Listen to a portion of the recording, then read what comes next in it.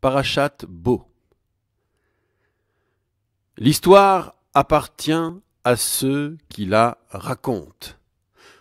Va pour un empereur en exil, se jouant de ses mémorialistes.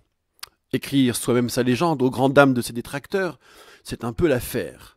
Gagner au redoutable jeu de la concurrence mémorielle. Mais notre central devoir de mémoire mérite beaucoup mieux que cela. Beaucoup mieux qu'une appropriation, une captation, non de l'histoire, mais de l'oreille de celui qui l'écoute.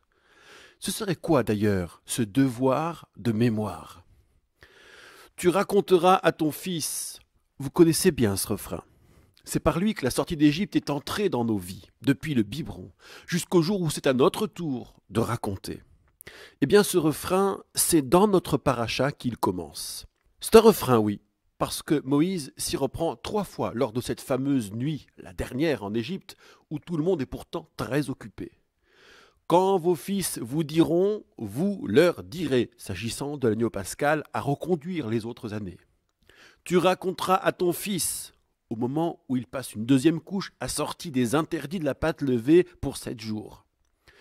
Et enfin, quand ton fils t'interrogera, s'agissant de la loi des premiers-nés, homme comme animal, dédié à Dieu. Jolie progression, n'est-ce pas? Reprenons, si vous le voulez bien. D'abord, l'enfant méfiant et sa remarque antipathique. Il te dira, tu lui diras, c'est l'enfant du reproche, le méchant de la Haggadah, qui nous jette un « c'est quoi ce culte-là pour vous ?»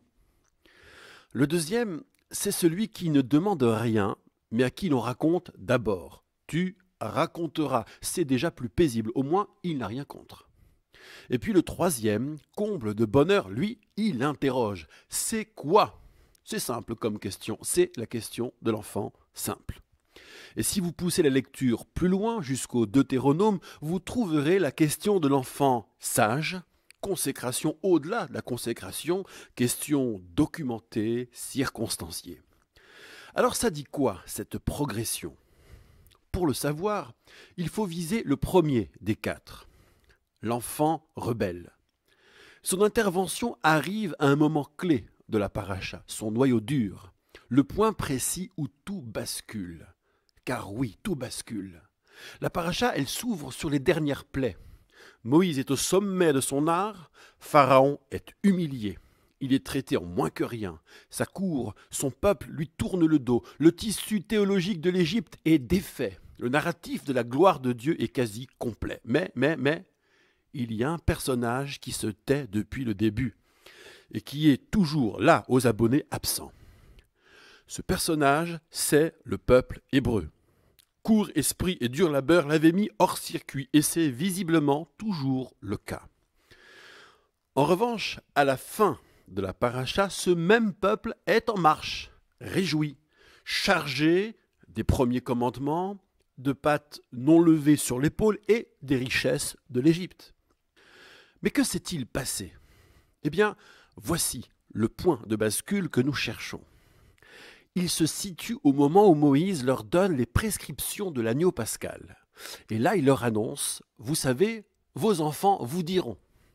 Nous y voilà. Là, le peuple se prosterne, et par 3 fois, selon Rachi, de joie et de reconnaissance. Et d'un coup d'un seul, il accomplit tout. Tout. Il prend le risque d'isoler pour les immoler les animaux sacrés de l'Égypte. Il badigeonne sa porte de leur sang. C'est pure provocation. Enfin, ce peuple taiseux qui a tant souffert dit quelque chose. Ou plutôt, non, fait quelque chose, mais ne dit rien. C'est peut-être trop tôt pour dire. Il y aura les enfants pour cela. Eux parleront, questionneront, pas les adultes. Les sortants d'Égypte par eux-mêmes gardent encore le silence des rescapés. En tout cas, cette joie triplement manifestée, ça vaudrait la peine de la voir d'un peu plus près. Les Hébreux se prosternent 3 fois parce que 3 fois réjouis, synthétise Rachi, par la délivrance, par la promesse de la terre et surtout par la présence future des enfants. Il y aura donc des enfants. L'espérance des beaux jours se réalise. Adieu le désespoir des mauvais jours. L'extinction disparaît comme hypothèse. Le Midrash racontait déjà cette joie, mais curieusement, de manière tout à fait non consensuelle. Cette annonce des enfants, il y a deux avis opposés, nous fait savoir la Mechilta de Rabbi Ishmael. Alors, quand vos fils vous diront « C'est une mauvaise nouvelle que Moïse annonce là aux Hébreux », dit un premier avis, puisqu'elle laisse entendre que la Torah sera oubliée, au point qu'il faille tout recommencer. Et d'autres disent « Pas du tout, c'est une bonne nouvelle, car elle annonce qu'il y aura des enfants ». Fin de citation du Midrash. Voir le verre à moitié vide ou à moitié plein, c'est comme on veut. Sauf qu'il est bien curieux ce premier avis.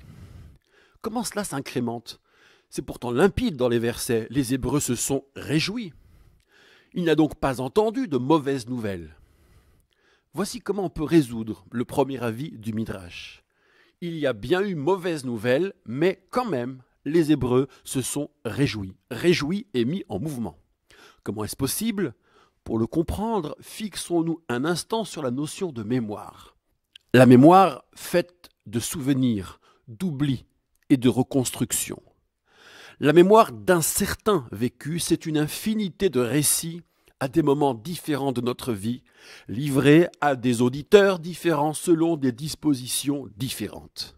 La mémoire, c'est l'infinité des strates de nos récits subjectifs déposés l'une sur l'autre.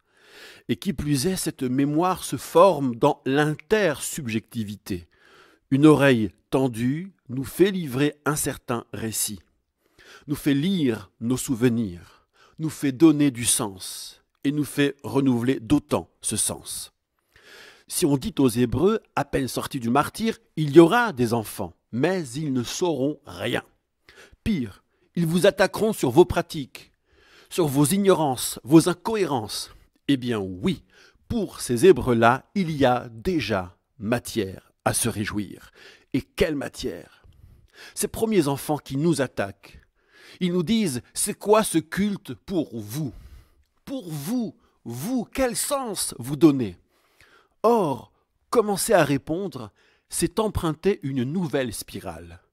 C'est élargir peu à peu son esprit. C'est commencer tout juste de remédier au court esprit.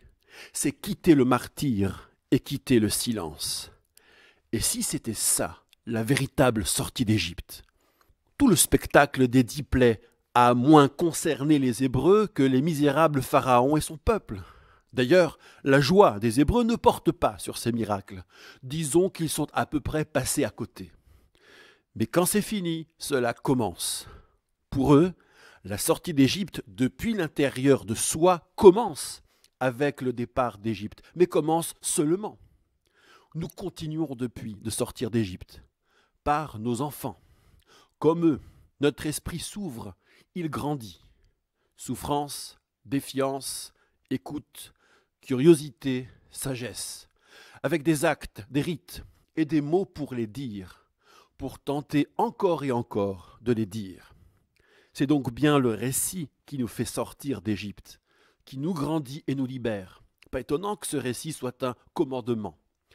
Le devoir de mémoire, dialectique orateur-auditeur, est moins l'impératif d'une reconstitution fidèle qu'un progressif retour à la vie dans toute sa lumière. Plus que l'histoire nous appartient, c'est nous qui appartenons à notre histoire. Shabbat Shalom.